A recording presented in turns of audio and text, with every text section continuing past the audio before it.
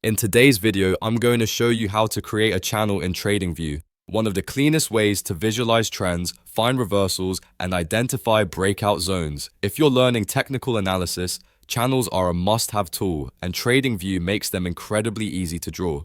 If this video helps, make sure to hit that like and subscribe button. Alright, let's get started. First, open your chart on TradingView. You can use any market, on stocks, crypto, forex, the steps are the same.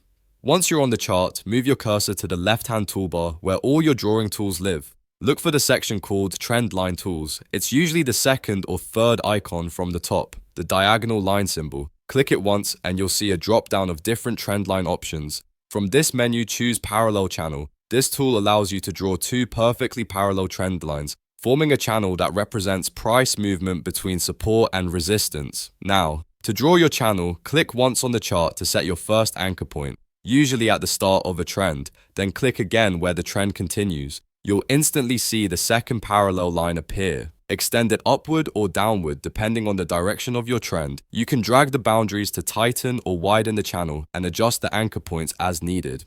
Many traders like to place the upper line on multiple swing highs and the lower line on swing lows to get the most accurate channel. Once your channel is set, you can style it using the settings button above your chart. Change colors, adjust thickness, add midlines, or make it transparent. This helps you visually track whether price is respecting the channel or preparing to break out. And that's it. You've created a clean, professional trading channel in TradingView.